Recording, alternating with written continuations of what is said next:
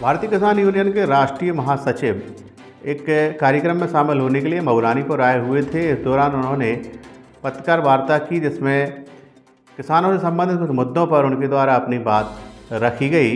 इस दौरान भारतीय किसान यूनियन के वरिष्ठ जिला उपाध्यक्ष अखिलेश लटोरिया सहित अन्य स्थानीय किसान नेता मौके पर मौजूद रहे।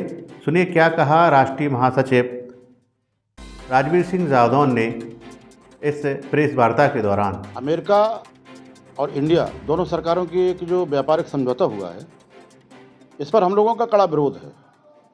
हालांकि ये समझौता 2 महीने पहले होने वाला था। तब हम लोगों ने कहा था कि एग्रीकल्चर सेक्टर को इससे बाहर रखना, क्योंकि कृषि प्रधान देश है ये। यहाँ 140 करोड़ की जनसंख्या है। अमेरिका जैसे 5 देश बन जाएं अपने इंडिया में, हम उनकी बराबरी नहीं कर सकते हैं। तो उस समय तो सरकार रुक गई, लेकिन जो इसका पैटर्न है सरकार का, कुछ दिन रुकने के बाद फिर उन्होंने समझौता किया।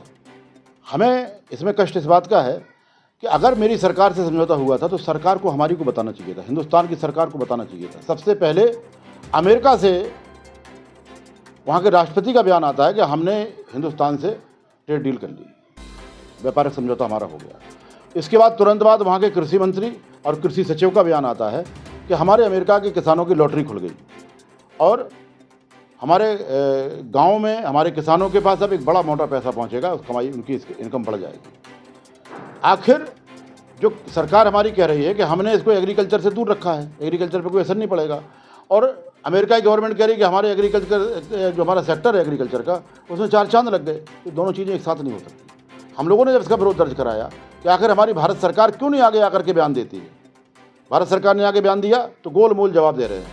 वाणिज्य मंत्री पीयूष गोयल साहब बैठते हैं, वो कह रहे हैं कोई भी एग्रीकल्चर प्रोडक्ट नहीं आएगा। जब उनसे पूछा जाता है कि जो तेल खरीद रहे हैं आप रूस से, उसको बंद करके अब वहाँ खरीदने जा रहे हैं, तो कह रहे हैं ये हमारा वैसे नहीं, पेट्रोलियम मंत्री से पूछो, पेट्रोलियम मंत्री से बात करो, वो कह रहा है कि वाणिज्य मंत्री से पूछो। इस तरह का जो चल रहा ये गलत है।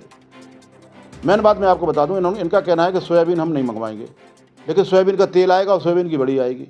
सोयाबीन की रोटी तो नहीं बनाई जाती है, तो जब उनके दोनों प्रोडक्ट आ जाएंगे। इन्होंने कहा कि हम कोई भी खाद्यान्न नहीं मंगाएंगे, लेकिन एनिमल फीड जो होगा, पशु आहार, उसके नाम पर पूरा आहार आएगा। पिछले बार मक्का आया था हिंदुस्तान में 3 साल पहले, तो मुर्गी दाना के नाम पर मक्का आया, और मुर्गी दाने के नाम पर मक्का आने के बाद हिंदुस्तान में बिका और किसान का मक्का मट्टी के मूल बिका।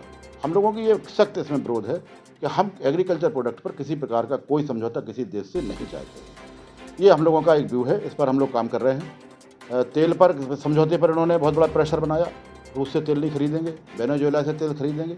आखिर ये डिसाइड हमारे देश का हित काहे में है, ये हम डिसाइड करेंगे कि अमेरिका डिसाइड करेगा। ये चीज़ें हैं इनका हम लोग विरोध कर रहे हैं। उत्तर प्रदेश सरकार का भी हाल ही में बजट आया है, जी, उसके लिए किसानों को क्या सौगात मिली है? देखिए, सौगात जैसी कोई बात नहीं कहीं से भी। ये इनके घिसी पिटी बातें हैं। इनको फर्जी आंकड़े दिखा करके बजट का रूप बढ़ा के दिखाना है कि हमने इतना बड़ा बजट बढ़ा दिया, $1 ट्रिलियन जाने वाले हैं। अभी $1 ट्रिलियन जाने के लिए 24% GDP चाहिए। अभी वहाँ तक पहुँचने में इनको बहुत समय लगेगा। किसान के लिए ना तो जो हमारे कृषि उपकरण हैं, जैसे GST लेते हैं, जो कृषि उपकरण पर GST शून्य होना चाहिए, बहुत आवश्यक चीज़ है।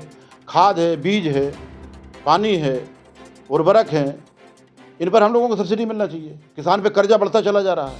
तो कर्जा जो बढ़ रहा है किसान पे, वो सरकार की फेल्योर है ना, किसान का तो है नहीं। हम जान लगाकर खेती कर रहे हैं, कृषि में उत्पादन कर रहे हैं, और हमको अपने उत्पादन का सही रूप भाव नहीं मिल रहा है। हमें बेनिफिट प्राइस छोड़ दीजिए, हम सपोर्ट प्राइस मांगने पर की लड़ाई लड़ रहे हैं। बेनिफिट प्राइस तो बहुत दूर की चीज़ है। ये सरकार का फेल्योर है, किसानों के लिए कुछ करना नहीं चाहती। ये उद्योगपतियों की सरकार है और उन्हीं के लिए काम कर रही है।